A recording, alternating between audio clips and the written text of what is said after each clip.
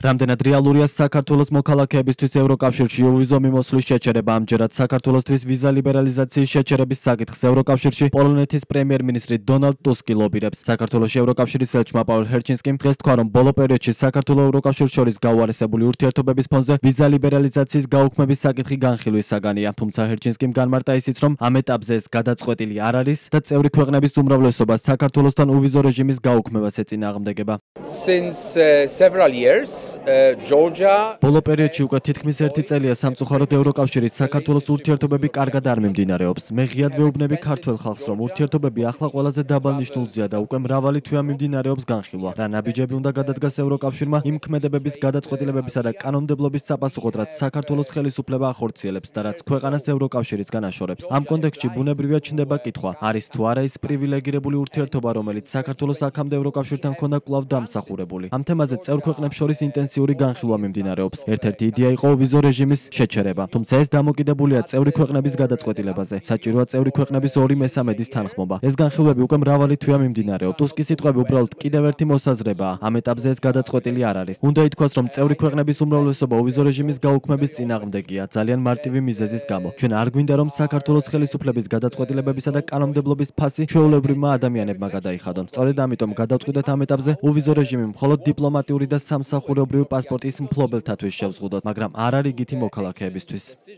საქართველოსთვის ვიზა ლიბერალიზაციის შეჩერება პოლონეთის პრემიერ-მინისტრმა დონალდ ტუსკმა 11 ივნის პოლონეთის პარლამენტში მთავრობისადმი ნდობის გამოცხადებამდე მიგრაციის თემაზე სიტყვით გამოსვლისას განიხილა. ტუსკის განმარტებით, სხვადასხვა ქვეყნიდან შემოსული მიგრანტები, მათ შორის საქართველოდან, პოლონეთსა და ევროპაში საზოგადოებრივ წესრიგს საფრთხეს უქმნიან. მისივე თქმით, ის მზად არის, რომ საერთაშორისო სამართლის შესაცვლელად არსებული მეთოდები გამოიყენოს და ქვეყანაში მიგრაციის რისკი მინიმუმამდე შეამციროს.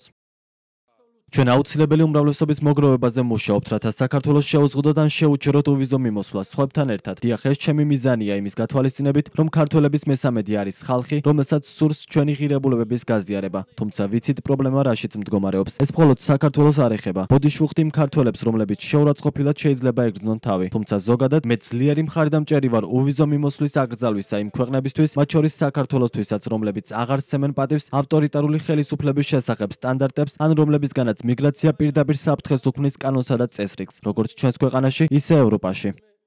ვიზა ლიბერალიზაციის შესაძლო გაუქმებაზე ოპოზიცია სრულ პასუხისმგებლობას ქართულ ოცნებას აკისრებს, როგორც ოპოზიციაში ამბობენ ამ საკითხით. პოლონეთის დაინტერესება უკვე ნიშნავს, რომ საქართველოსთვის უვიზო მიმოსვლის შეწყვეტის თემამ ევროკავშირში შეიძლება სერიოზული სახე მიიღოს. თუ ეს ეგრეთ წოდებული კრიმინალური ბანდა, რომელიც თავს ეძახის ხელისუფლებას, კიდევ დარჩება ქვეყნის სათავეში, მაშინ ცხადია, რომ საქართველოს მოუწევს ყველა ამ პასუხისმგებლობის, ასე ვთქვათ, თავის თავზე აღება, რაც გულისხმობს მათ შორის ვიზა ლიბერალიზაციას და თან და გვესმოდეს, რომ პოლონეთი არის ერთ-ერთი ყველაზე მნიშვნელოვანი ქვეყანა ევროკავშირში და მის მხრიდან ამ საკითხის ლობირება უკვე ნიშნავს იმას, რომ ამას შეიძლება სერიოზული სახე იყოს ევროკავშირის შიგნით და ამაზე იყოს მნიშვნელოვანი დისკუსია და ის რომ უკვე დისკუსია ამ საკითხზე ცხადი არის ძალიან ცუდი საქართველოს მოქალაქეების, მაგრამ პასუხისმგებლობა ამაზე ენიჭება ქართულ ოცნებას და ბიძინა ივანიშვილს.